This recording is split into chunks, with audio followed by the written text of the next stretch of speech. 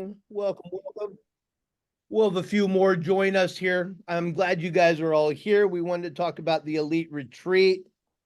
I had something that I wanted to do here. There we go. For the occasion, pop the elite retreat background on. Was this any of your, let me see, do we have any first timers for the elite retreat this year? I think Krishna, you were new, and Brian was new. All the others are veterans of veterans or didn't join us. I know Brooks, I think, is the only one, and Jim that didn't join us this year. What was the elite retreat like for you all? I want to get into the takeaways and the implementations and the questions, but I want to hear from Brian first. Kick us off, Brian. You're an extremely successful team lead owner, first time in this arena with us. What did you think about the elite? What did Thank you. Yeah, thanks a lot. I really like the people that I just meeting everybody in the dinner. You know, and I liked all the stuff was geared towards teams. So it really helped me realize that I just kind of need to just make calls to realtors for recruiting and hone in my focus of recruiting and try to figure out how to get everything else off my plate. That's good. That sounds like a familiar conversation we may have had yesterday. Yeah. Yeah. Yeah, that's good. That's good, man. That's real good. Yeah. And here for another take, Todd, you've been around our ecosystem for quite a while now. Not your first elite retreat. Right. What did you think? What were your takeaways? What were your big ahas from the couple days? So for me, it's with a lot of the events, I mean, it's really just it's a case where it just reemphasizes that, okay, I just need to take a couple of action items from each event. I don't need to try to, take my whole notes, everything, I mean, just one or two things to implement.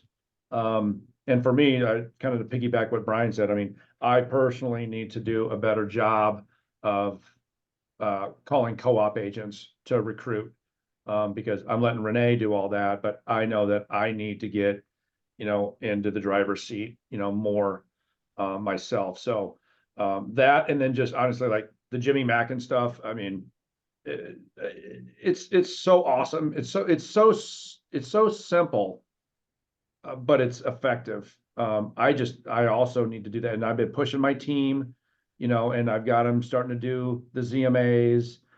So it's just trying to get them to buy in and see the value, and just knowing that, 24 is going to be tough, and we got to create our own destiny. Got to grind it out. Absolutely, man. Absolutely. Recruiting was a big part of the conversation and the reminder, and not just from the stages, but I know it was a big conversation amongst the networking crowd and the breakouts too, Todd. Well, Tom started off the whole event by saying, be more valuable, like show your value. Yes. Right. So that's what even what we're trying to do is when we're meeting with people, is just really showing them the, just the concierge of services that we are giving to the agents. Because we know that most agents, regardless if they're selling 2 houses a year or 20, they're always going to hang their hat on commission split. Right. So now it's like, we got to show them like, hey, I get that. Right. But you don't put a commission split on your tax return. You're putting your income. That's right. And this is how we're going to help you get there. By it, but the TC, the mark, just all that stuff. Right. So for me, it's just reemphasizing that we have to do a better job of showing our value. I love that. That makes a lot of sense. A lot of sense. Lauren, welcome. Lauren, guys, Lauren is new, not to the ecosystem, but to my family. She was with a longtime coach that stepped away from coaching for the moment. Lauren, welcome to our side of the family here. Thank you. Lauren's been MIA from events for a couple of years, working through some health issues. Happy to have her back. How was the Welcome. elite for you? What were the takeaways that you can share? What are your ahas? Well, I think we all have this experience that you walk away feeling so overwatered by the fire hose that, and I did go into this, especially since I had not been to a live event in a couple of years, like really trying to just get my head right about one or two things. And, I have some takeaways, but right now you and I, Don, are working on some new stuff already. So I'm trying not to let my head explode, and so far so good. That's good. That's good. You guys all have that same, we all want to go out 19 different directions, each one of you. And I love the fact that you guys are going deep. I was just deep on one or two things, Lauren. I was just on a mastermind with some coaches I meet with every Friday. There's 4 men that get together every Friday for 30 minutes. We've been doing it for years. And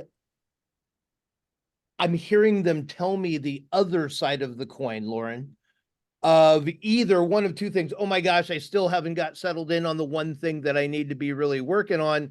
Or man, there wasn't enough. Tom was just trying to get us all into team coaching. Mike, you guys had your focus filter on the wrong place if that's where it was going at. Man, this was an action-packed event and a bunch of reminders. Todd, I think it was you said it, that just we had a ton of reminders coming at us for 2 days. Not the AI stuff's new, right? And the marketing stuff Pantana always brings at us a million miles an hour. That's all great. But the majority of what we heard were great reminders this week. And that we need to build through people. Everybody's probably about topped out with their production. Some will get better, but we need more bodies. It's really good to hear you guys zeroing in on the one or two things that are most important for the business.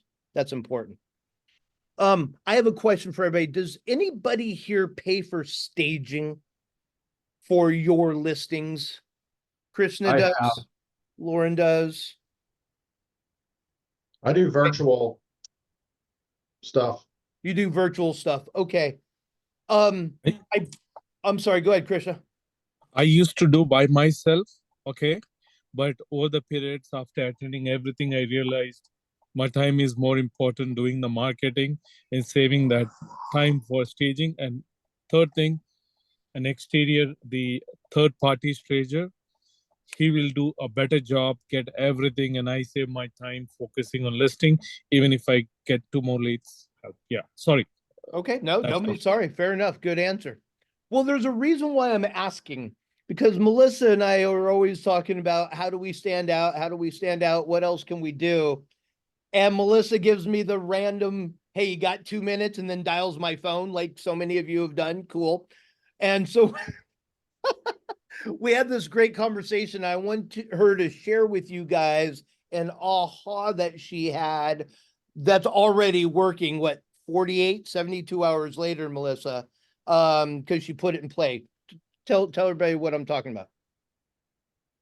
So I And have, I'm sorry, you guys see right to over her left shoulder.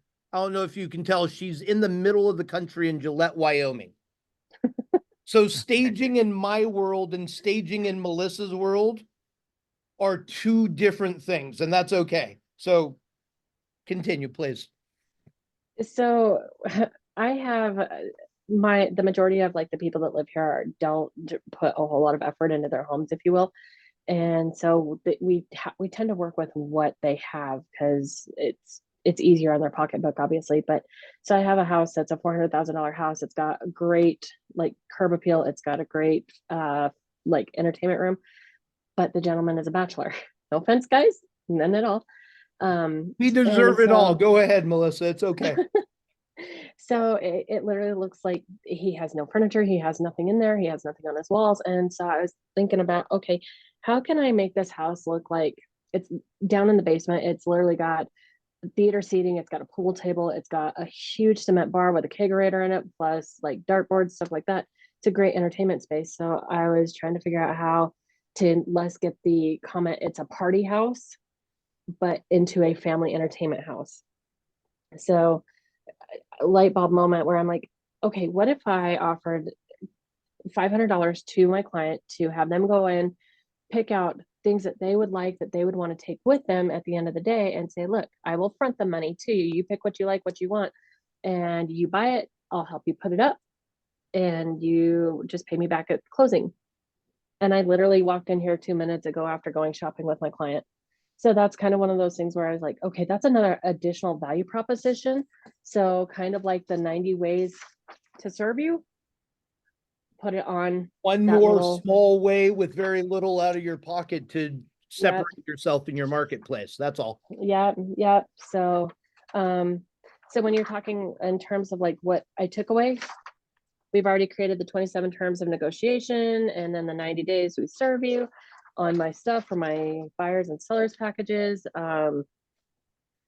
You guys obviously are all bigger markets. You guys work with teams more than I do. I'm an individual agent. So I think for me, it's harder for me to get a lot more out of Elite because being an individual agent. So, like I said, going through the 90 ways to serve you, Jimmy Mackin's stuff is incredible. Doing the ZMAs that we started last year, continuing with that. And then now the, hey, look at what your neighbor did. I started doing that.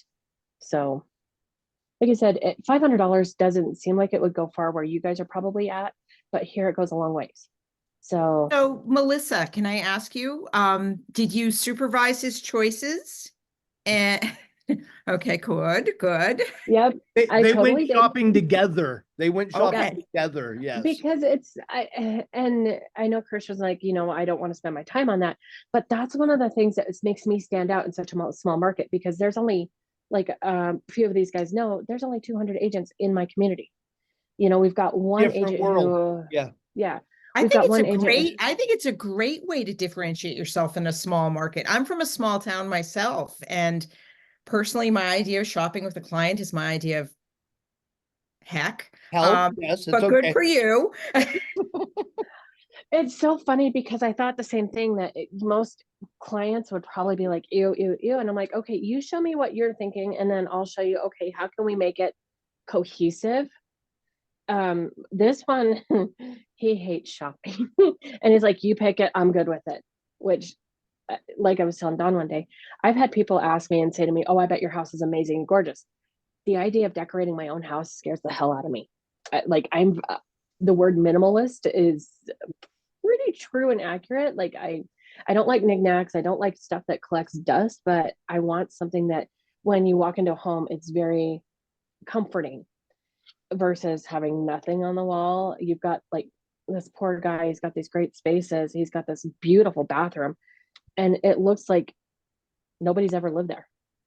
So it was actually kind of fun to do it. It's good way to bring life to it. Would you share what you've done with those pieces? Would you send them to me and I can share them with everybody? Uh-huh. Would you mind? I'll send you the listing of before, what it looked like. And because as soon as we get it done, I'm Oh, I sending you meant my card your list you created too. The two lists you Oh, showed. Yeah, yeah. As soon as I'm done, because obviously we have to tailor these to our markets and stuff. absolutely. So I mean, like on one of them, like you guys like have the national hazard distribution reports. Yeah. I actually had to look up what NHD means out in California because we don't have that here. So I had to eliminate that one, and then where I could combine like city county taxes. Sure, of course, it's gonna So yeah, so I mean, we went ahead and put it on my logo. The one thing that surprised me that's not on the 90 ways to we serve you is like provide copies of utility bills, and the covenants is not on here. build like it out. perform That's why I plan. want to see yours. Send it around so everybody can R&D the better version as they get through. That's what happens with all of these pieces, right? Jim gets it, Melissa gets it, and by the time Todd gets it to Brian, there's 42 more pieces on that original. Something that we didn't think of. That's what it's all about. Thank you. Thank you. Thank you. Great stuff, Melissa. Glad it secured the listing for you too. Small price to pay with a promise on a listing to separate yourself. So good job. I love that. Well, and that's the second house that I've done here in the week. So And it helped get you to the kitchen table and sign the contract also, correct? Yeah, that's nice. Yep. That's nice. Yep. Good job. Good job. So how are you actually marketing that? So because it's a first one, Todd, it's changing up my whole listing presentation. So, because obviously we all do some sort of staging in some way. Most of the time I'm lucky enough, like there's some stuff usually in the houses where I can take and I can move them around and I can, piece it together to where the stuff that they have actually isn't in bad shape. They just don't have it placed properly. So So, here's what I've done. Not to cut you off. Sorry, I You're cut good. you off. You're good. So I've had a relationship with my stager for, I don't know, probably 10, 12 years. She probably gets, I don't know, 10 to 15 jobs a year from me. So what I'll have her do, and I've done this on a couple of them, if I'm competing, I'll give her an idea, like of the size of the house. Now maybe if it was listed beforehand, I'll send her the listing. I'll be like, hey, I want a flat fee from you. Where can you be on this? Like, so she just did one for me and she was gonna charge me $1,500. Well, it was a $600,000 house. And I mean, I was competing and the other one was 5%. I held my ground at 6% because I paid for the staging. So, I mean, I'm net $4,500 ahead. So that's another way to do it. Just, talk to your person, say, hey, I need a flat fee because you're getting volume from me. That's awesome. And then you use that as a USP. And it helps. I mean, I actually need to, Melissa, that's why I asked you how you're marketing, because I actually need to do a better job marketing that. And I'm not proactive about it. It'll just come up when I'm in their house. I'm like, shit, we need staging. So here's what we need to do. But I need to actually make it one of my differentiators. So do you do, Todd, are you a 1-step or a 2-step CMA person? typically one. Okay, because here it's usually a 2-step because we've got such a small market that a lot of people go in and they stay where they're at for quite some time. So we need to go in, take a look at the changes or anything like that, because most of the time we don't know what is accurate or what, like I said, people have done to improve it to the house. So this one that I went and looked at on Monday, I actually walked in there and they've got a lot of work that they're doing to the house, and he's telling me all these ideas, and I'm like, so are you going to be doing these, or do you need somebody to help do them? And he's like, well, I don't know quite yet. And I was like, you know what? Let's find out how much it would cost and how quickly we could get it done to have he's an inspector, number one, but also he's a contractor, number two. So he came in and he did a preview of the house, kind of said, okay, this is what definitely needs to be done as the inspector. But then he started looking at the repairs as well. And so we started adding stuff to the house to help stage it. Like he's going to build a bench inside of this really nice, like bay window. But again, that comes up when I'm actually in person with them, because I can do that introduction as well. So that's why I find like the 2-step CMA is always better, because I can go in and say, this is what your house is worth now. And then if you do these improvements, then it's what it will be once it's done. Todd, listening to Melissa answer your question, listening to you, it's the before and after conversation. It's the case study. That's how we market it, whether it's on social, whether it's on email, whether it's a before and after story or the case study in the mailer to the farm. It's No, I've got a staging from a marketing flyer. point of view to get it out. Yeah, right. I mean, I've already got one that I Okay. use in my listing presentation. Okay. If I need it, and again, and I always send it out. I send the electronic version. I email it to them before I show up at the house. Sure. Some people look at it, some people don't. No, Todd, what I'm saying is in the weekly email, the monthly email, the social media post, hey, just wanted to let you know, we sold Don and Joanne's house, this is how we spent the Great idea. $1,500 or the staging. Yeah. We got 10,000 higher than anybody else in the area. The case study, including your free staging, remember who you work with matters, right? Telling that story. That's one way we could market it both. Well, that's what I needed. So I just took over an expired. They had it for 4 months. I sold it in like 7 days. There you go. And there was staging or decluttering or destaging even done. So yeah, no, that's honestly, that right there will make this call worth it for me right there, because that's just the simple shit that I just need to, I need that out. Yeah, so thank you guys, because that will help me to implement that Monday. It's something we say around here, Todd, all the time. It's not the one doing the best work that wins. It's the one doing the best work, telling the best story about the work being done who wins, and telling the story of what you're already up to. Man, that's the game changer. And again, we get to highlight the client as the hero. We're the guide of that journey. And this was our advice. This is what they executed on. And here's the happy ending. That's Well, I think that story. like what Don and I talked about is what's beneficial for the buyer, or excuse me, for the seller, is they're not taking the risk. I'm taking the risk. So, and at the end of the day, if they don't want it, guess what? Then I'm just building my little inventory of staging material for other people who don't have the money or don't want to do that. So, You know, when you're talking about marketing, even my monthly newsletter, if you know somebody who's buying or selling that needs help staging their home, that's another version of call me, because it's at her risk. so Right.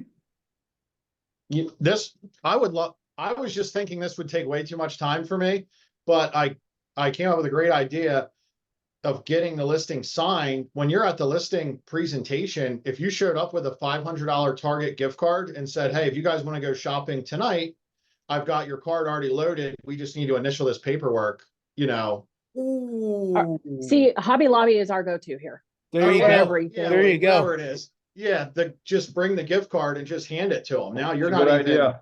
That's a good idea. All My we only need to- concern with that Yes.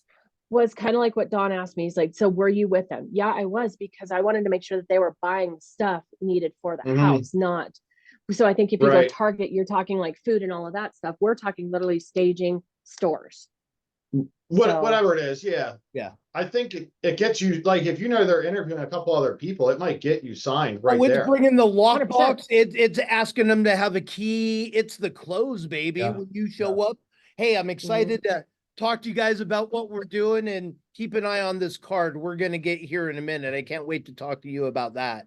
That's Right. huge. That's a great idea. I like that a lot. Good stuff, I guys. think I'm gonna implement that with us, and I'm gonna sprinkle in using the stager actually as the shopper. And so, and she'll give Yes. me, if it takes an hour or whatever, I mean, Yeah. that's because, like, honestly, I don't want to do it. Well, first of all, I'm a dude. I mean, look at my walls already. I mean, I want Marty, who's the interior designer, to go do it. That's right. Yeah, no, that's a great idea. Yeah, and whatever the budget is the budget. Whatever you guys all decide, big or small, right? The $500 to $5,000 of staging the $5 million place, whatever it is, that can work on every level. That's great. Well, and I think that's also negotiable, because like I said, the option is to the buyer or the seller of, here's your option, 500, 1,000, $1,500. You pick it, I'll cover it. And then we talk about if you want to buy it from me, or if you want to try to negotiate with the house, we can leave it with the house. But how do we recapture that as well? So Yeah, it goes anywhere from a recapture or the price of getting the listing, right? Somewhere in that range, it's going to show up. So it's Yep. got to be an amount that you're comfortable with to be your lead generation cost also, right? Cost of generating that signature. It may be the difference that makes the difference for you. Right. Great idea. All right. What other thoughts, Marjorie? Welcome. Thoughts, takeaways, to-dos, questions. Jim and Brooks, I know you weren't with us. What questions do you have? Jim, I know you've been to this great event multiple times before. Anything else? I don't have questions. They did a good job on Facebook, keeping everybody kind of up to date with what's going on, except for the parties. We pretty much heard what was happening. Awesome. Awesome. Did anyone see the one that said we sold your neighbor's house and then, or hear what your neighbor did, and then they had the timeline? I've been trying to get that, and I can't figure out how to do it. If anyone's seen that. There was Ryan, just- what's your question? Do you need samples of I- that or how to do the landing page of where the QR code takes you to? The landing page. Because I kept, I just can't, none of my website services will do it for me, like the timeline. Which class was that in? Or was that in general? It was in the general one, There was a slide that showed the timeline, right? Yeah, yeah, Okay, well then the timeline, I believe, is in the email we all got with the 5 sets or 4 sets of slides. Did you all get that email? so, No. yeah, I have the website. I think just he's don't trying to know. figure out where people land, the landing page for the QR code. Is that Mhm. right? Is that your question? Yeah.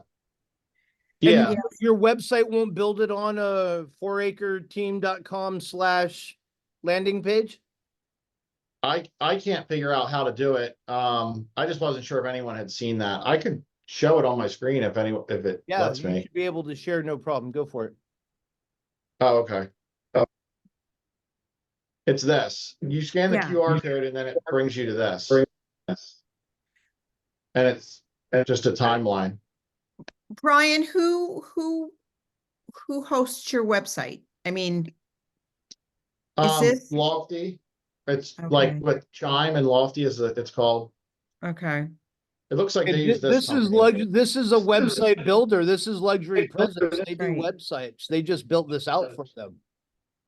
Okay, This all right, maybe is, I'll this price is it out. stephanieyounger.com/did you hear about your neighbor? Yeah, this should be an easy landing page. I mean, go down, it's just the regular contact information down below, right?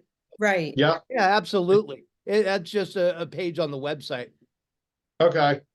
I know it's a silly question, but I wasn't sure if anyone had done it. It seems like a genius idea. Because as soon as you, yes, the postcard's blank, now she can retarget them, once they get to that website. So, 100%, 100%. And the postcard was just the QR code, right? That's the postcard we're talking about. Yeah. Yeah, that looks like a website. That also looks like a website that might have an address and a story that is changed out over and over again, depending on where we're sending that mailer. Hmm. So I still have that up from when we were there, and I haven't opened it since we were there, and it just redid all of her numbers from the time Oh, I really? opened it when I screenshotted it from the session to just now. So I watched it literally like update everything. I think I have a picture of that. I know Marjorie loves working on her own website. She can show you guys how to design that page. Sorry, Marjorie. Sorry. That just threw you under the bus. No. Let me rephrase that. I'm figuring it out so I never have to do it again, Don. That's why I'm figuring it out. But Marjorie could put that together in 10 minutes for any of you if you I don't know about 10 minutes. She's expensive though. She's expensive. Okay, I don't mean to make light, but that's exactly what it looks like to me. It's just an add-on of the contact page, Brian, on the website. Yeah, okay. absolutely. Marjorie, I know it was your first elite too. Yep. I liked it. I enjoyed it. Any big takeaways or any monumental things for you? You're going in 19 directions already, so I know that. Yeah, I'm really focusing on YouTube. So I was just kind of in my zone there, Okay. but I did enjoy it and I learned a lot. Awesome. All right. Anything else, guys? Takeaways, thoughts? I have some points actually, unless you all do. When Tom took the stage, you know how he always does his intro and then he goes through his outcomes, right? Right after his outcomes, he said, be undeniable, right? It was I don't know if you guys remember that. Some of you have been bringing it up, not all of you, but it's something that resonated with me. And instead of just it making an impact as a feel-good statement, my question to you is, what does that mean to you? And what needs to change, be added, or Todd marketed stronger to tell your story of being undeniable in the marketplace? What is that causes you to be undeniable in people's eyes?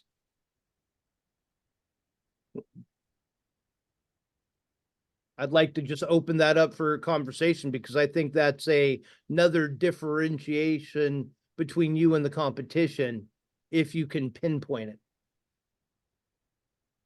So I are you really think asking the, I'm asking. go ahead, Brian. I was just gonna say, I think it's like John was saying, or Don was saying, it's like how you articulate everything you're already doing, because that's my issue. I do so much, I have a hard time telling my sellers, you know, these are all the things we're doing that I think it's just having an awesome presentation before you even get there, Great point. or I agree with that or one. the best offer to your seller or recruiting if you're trying to get agents. Great point. And What when else? would you present that? Would you do that when you go to their home when on the phone, or are you gonna just introduce your being undeniable? Is it just telling a story? I Well, would probably do it maybe. before I got there if I could. Okay. Yeah. I think it's not in the words that we're saying that we're undeniable. I think it's in what are we doing that proves undeniability before we even show up. Okay. Okay. So yes, well I think- before the kitchen table. But I think it's almost twofold though, too. I mean, it's inflection, it's your energy, it's how you sell yourself before you meet these people, but then you continue that through meeting them. I mean, you gave me the daunting task of figuring out what makes me undeniable. I mean, the two things that pop up are my knowledge, obviously, of my market, but also my energy. When I'm with buyers or sellers, I mean, you can't hide who you really are. One thing that people here appreciate about me is I tell them this, I'm honest that look, I'm probably going to come across as a jerk, but I want you to know what I see is if I were buying, I look at these houses, if I'm working with a buyer on what I would want to know if I was buying the house. So, like I told you, Don, the other day, it's been probably a good 18 months since I felt like my energy level has been back to where I know I'm undeniable, where my service is undeniable. And that goes down to finding, I hate to say it like this, finding the love for the business again, though, too. Because Charles and I, we had this conversation when we were there about we both felt like we were in the tank last year. Like it was horrible last year. When even though I still had a great year, I felt like I was not happy selling. I was not happy working with my customers like I usually do because my customers' attitudes were terrible last year as well. So trying to find that undeniable person that I used to be has been a little bit of a struggle. So that resonated really hard with me this year of being undeniable. Interesting. I was gonna make a comment, when you guys were talking about like, well, I think Brooks asked, you know, would you present that, you know, or when would you present it? So one of the things that I do, and this is a little off topic, but it's kind of in the undeniable thing that, because it's really aggressive. I have an old Mike Ferry pre-listing questionnaire. And I don't know if you guys have ever seen this, but what I do, and there's, regardless if it's Sphere, brand new person, whatever the case may be, when I get on the phone with them to discuss, you know, setting up a listing appointment, I'm asking, because Melissa, you were kind of talking about, you know, like the two-step. I'm on the phone, I'm asking them, okay, what all needs to get done to the house? Are you planning on doing anything to the house? I'm asking them, where do you feel it needs to be priced? So I want to know that, but the most powerful question on this document right here, and I'll be glad to share it to you guys, is that I flat out ask them. So when I come to the house, and if you're comfortable with our conversation and with my skills and services, are you planning on listing your house with me? Nobody asked that question. And here's your responses. Well, yeah. Or, well, I mean, possibly I just need to see how it goes. Okay, great. You know, and then I send them my I send them my marketing my listing presentation. You know, it's, I don't know, 20 some pages. I mean, it's an easy read. It's, you know, and then when I get them, because, so they've already seen that I'm aggressive by asking that question. Because I'm telling you guys, nobody asks that question. And it seems really scary to ask it. Because I remember the first time I asked it 10 years ago, I was like, holy shit, like that's Your bold. voice is trembling inside. Yeah. And I asked it, and I remember, I'll never forget, I remember right where I was sitting. And the lady said, well, yeah. I was like, oh shit, that was easy. Listing so then- appointment, check, done. So then I walk in and I've already sent my listing presentation to them, but I've already got it in my hand. And this is what happens probably 80% of the time. Hey, Brooke, so did you have a chance to look at my marketing plan that I sent over? And it's either no, I didn't, I've been busy. Or when they say yes, and I get that half the time. I'm like, okay, well, so you want to go with that, right? Because that's powerful. Yeah. So it's already set, and so I'm just throwing that out there. I like when you said the undeniable, that's just one of the things that I know that actually is super aggressive.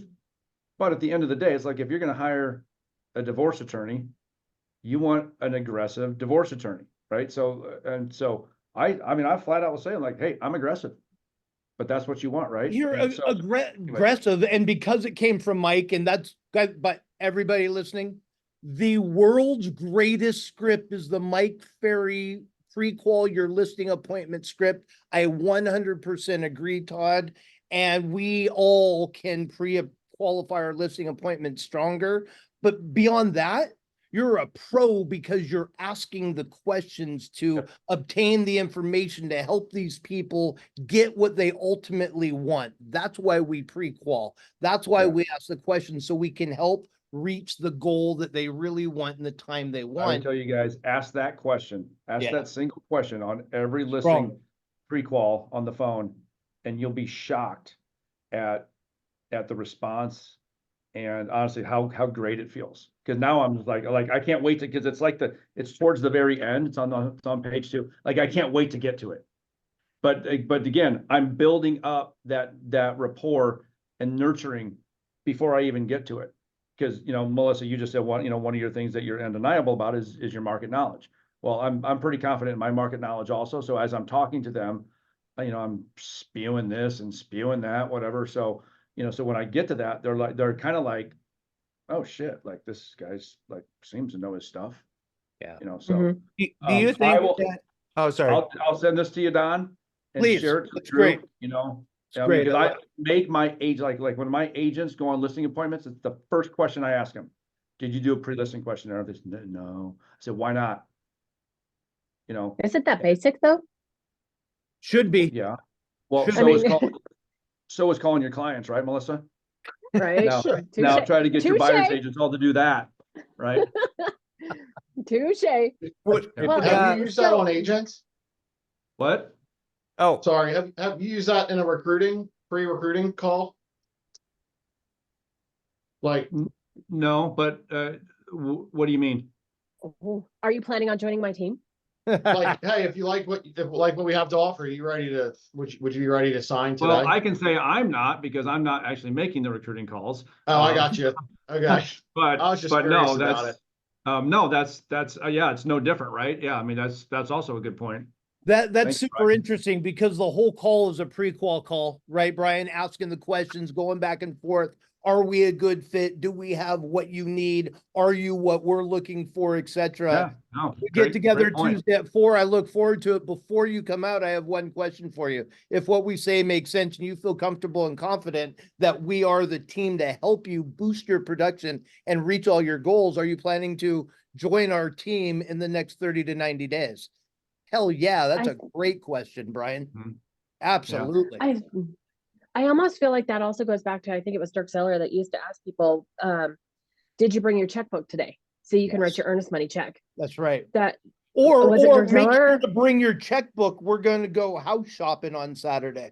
right, Yeah. right. Yeah. So Todd, going back to when you ask that question, so you come up, where in that placement are you asking that? It's literally towards the end. So it's, again, I'll send this to Don. Yeah, So he I'll can send share it with out. you guys. But Yeah. it's literally, I mean, here's page 2. I mean, it's down here. I mean, so it's kind of, you're setting them up, right? Because you're talking about, all the nice soft stuff, first, like when and where and why, all that stuff, and then you start going into the actual house and what does it need, getting all those details.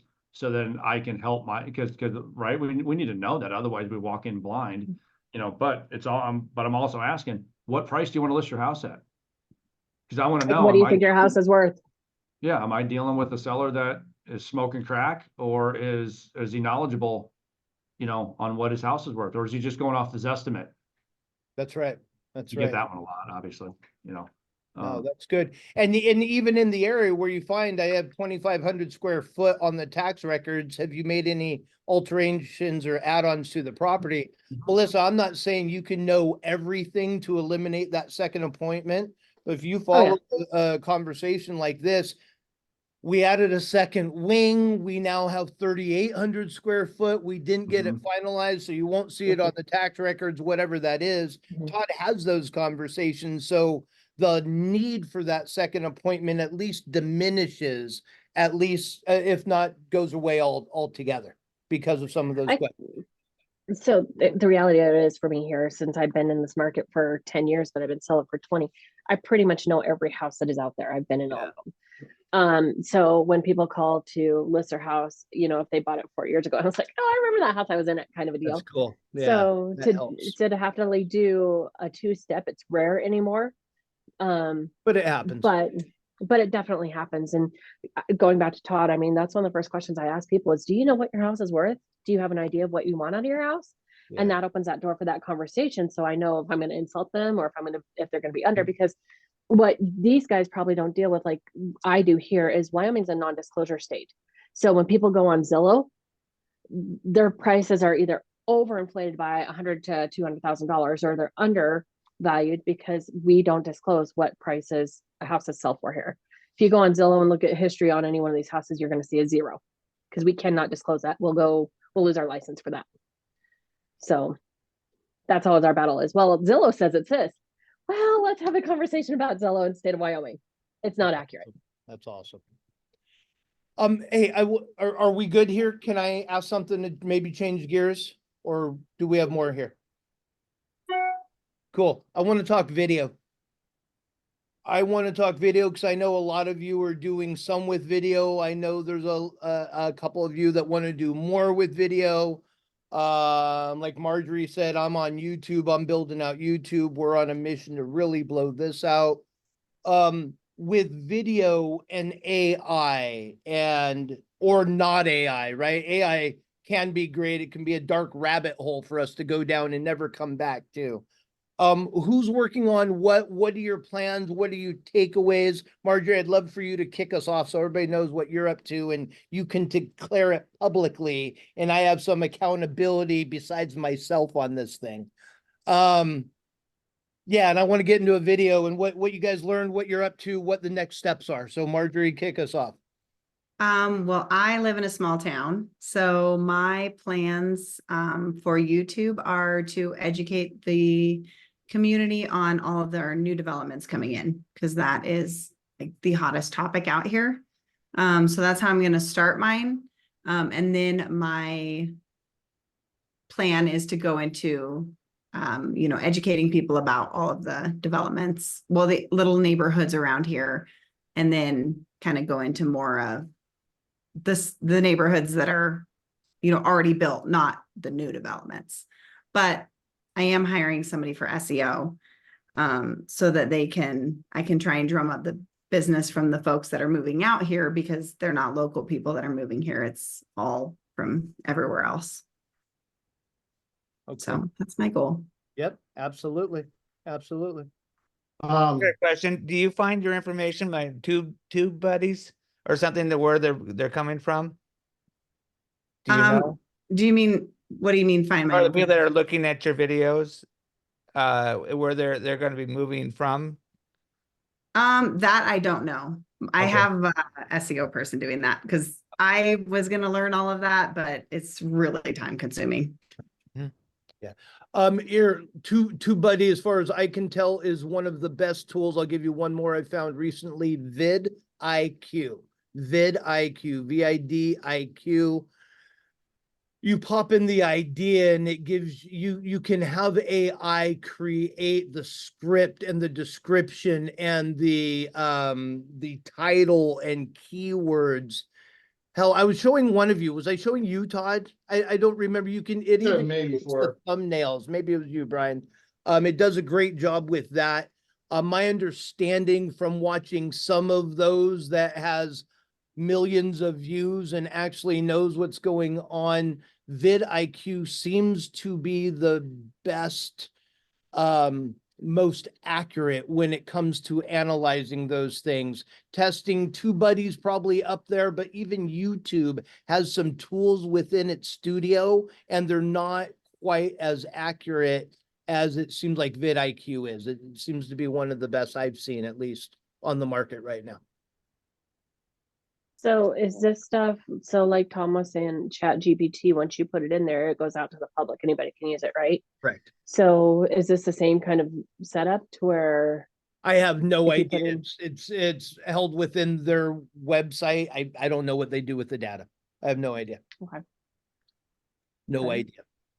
I am more interested, if we're gonna do YouTube or something, though, getting eyeballs on it.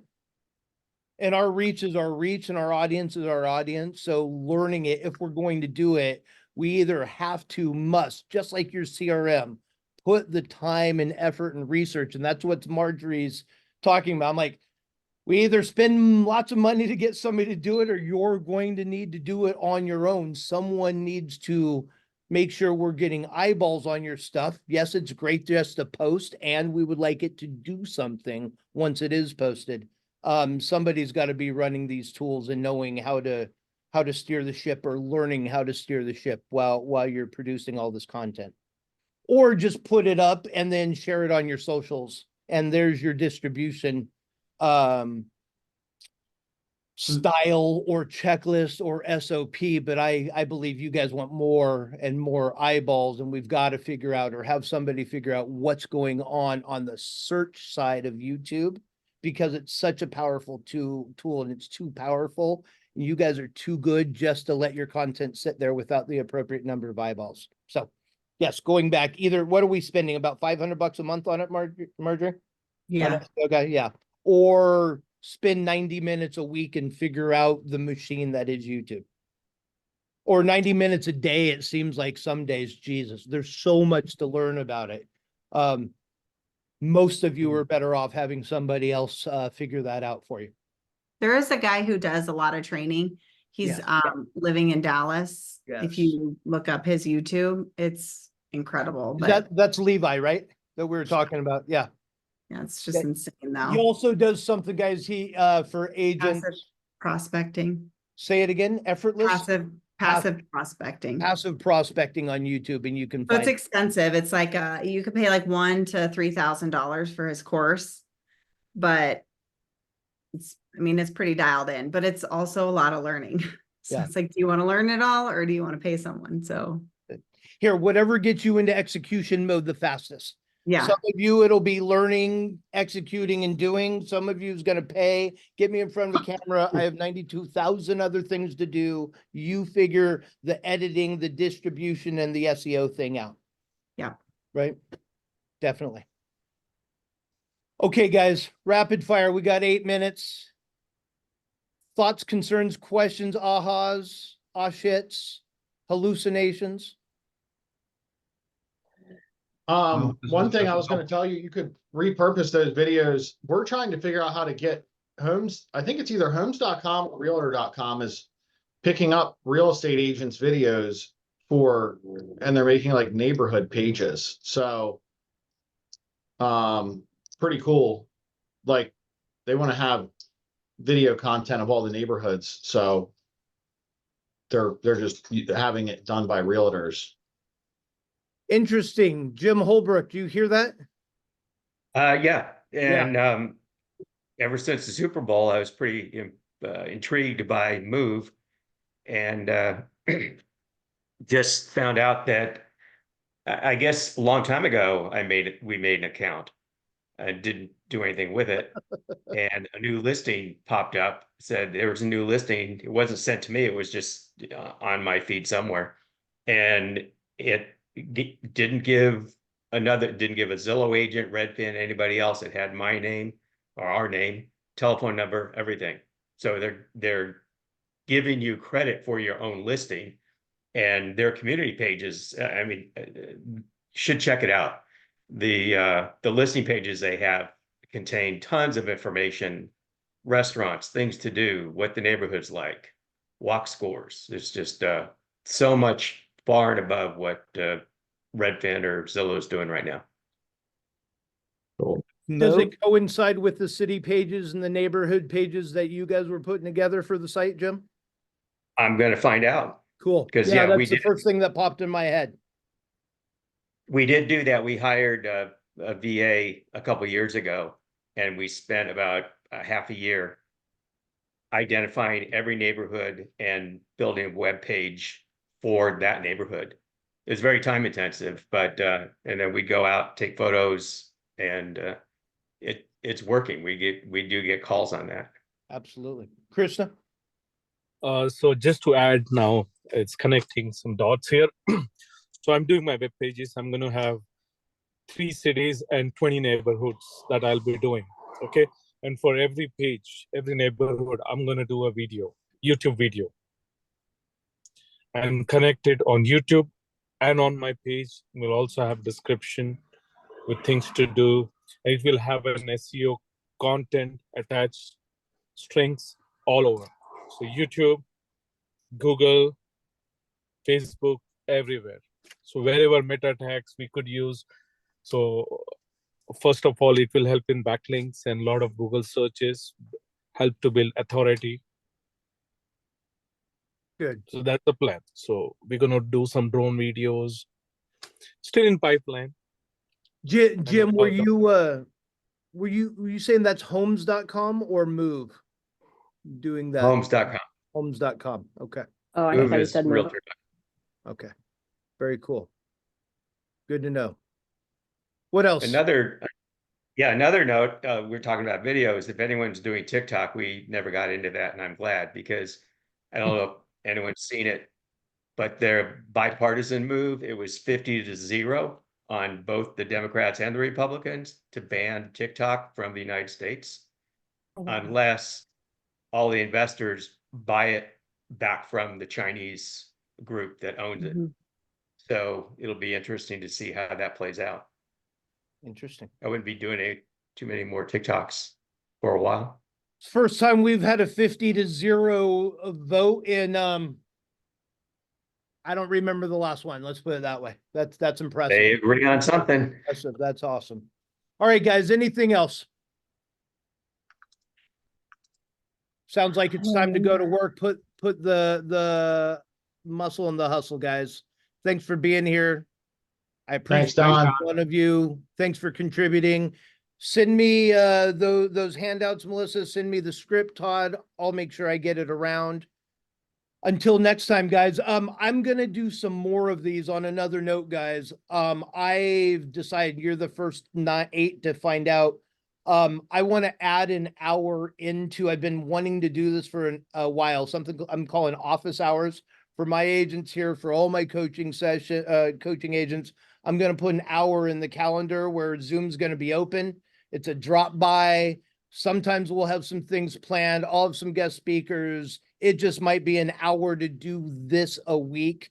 So it'll be mixed up, but I want to give back. I want some collaboration time in the books with all of you more often. So Thursdays at email will go out later today or tomorrow for it.